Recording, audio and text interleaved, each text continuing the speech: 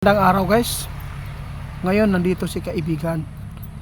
Sa lahat po ng mga nagpanik at natatakot sa ipinapaabot ng ating kaibigan tungkol sa pira, grabe guys. Kung bakit po unti-unting binuksan ng ating kaibigan ang sikreto na mangyayari po sa mundo. Hindi po pala niya guys ngayon lang nakita. Matagal na ito, kaya natakot lang si kaibigan na sabihin. Kasi ayaw po daw nila na makapagbigay sila ng pagpapanik sa tao kung bakit ay ipawi-withdraw na ang pira. Kaya ito pala ang dahilan, kaibigan. Grabe. Itong sikreto na to guys, marami pang sikreto na mabubunyag at dinahandahan lang po nila para hindi tayo mabigla.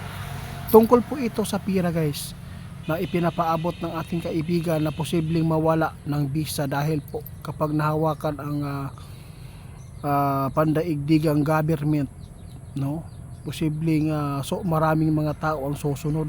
Ito po ang tandaan ninyo na advice ng ating kaibigan para hindi tayo mahikayat at hindi tayo membro agad sa demonyong ito, kaibigan. Oo, salamat. Kaibigan, magpa-plug muna ako dito. Sa lahat po ng mga makapanood sa amin, paki-report po kay Ghost Hunter 88 Fans sa TikTok at sa Facebook niya. Kasi scammer po yan. Ako ang mga video yan ang ninakaw nila, kaibigan. Papatuloy tayo. Sa lahat ng makapanood sa amin, ito po ang advice ng ating kaibigan. Kung mayroon man pong kung talagang mangyayari man talaga yan, kung mayroon mang mga tao na pumupunta sa bahay para ganito ganyan ang gagawin, wag po kayo agad malinlang at wag po kayo agad matakot at wag po kayo agad mag-desisyon na ikakapahamak ninyo. Kung ano man po ang mga banta, wag po tayong matakot. Tulad po ng vaccine noon ng COVID, anong nangyari? Napakaraming tao na nagpa-inject dahil sinabi po nila kapag hindi ka na-inject, hindi ka makakalabas sa ibang bansa at hindi ka makabili ng mga pagkain at hindi ka na makalabas kung wala kang vaccination. Anong nangyari? Napakaraming tao ang nagpabaksin. Anong nangyari ngayon? Yung nagpabaksin, mas nauna pa sila nangamatay ang uban. Oo, mas nauna sila nangamatay kaysa itong mga tao wala nagbaksin. Yun po ang realidad, kaibigan. Salamat po.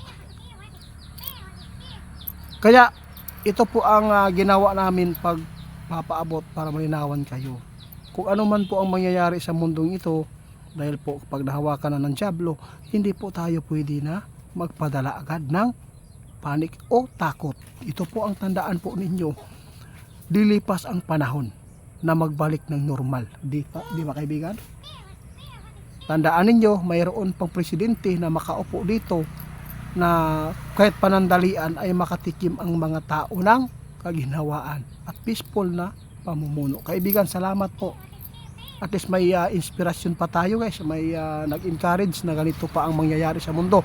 Kaya ito po ang ginawa ng ating kaibigan. Unti-unti nilang binuksan ang isipan ng tao para po mapaabutan kayo.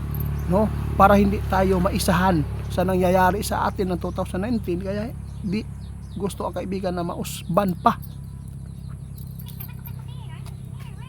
Salamat. Oo.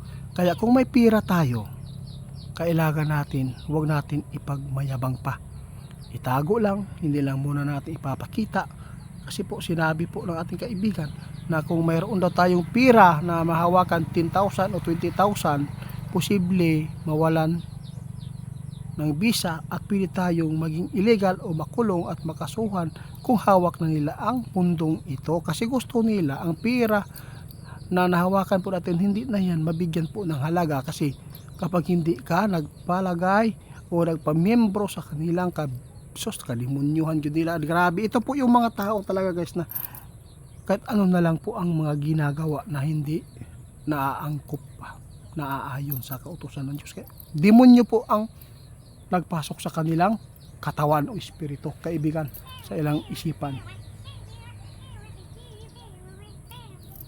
Kaya pasensya na po kayo, marami nagtatanong ano po ang bangko ang magsasara.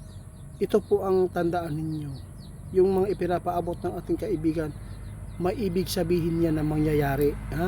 Kung biglaan po ang digmaan na World War III o pandaigdig, oo, kapag ang pera nyo hindi nakalabas dyan sa bangko, makukuha pa ba ninyo kung may digmaan na?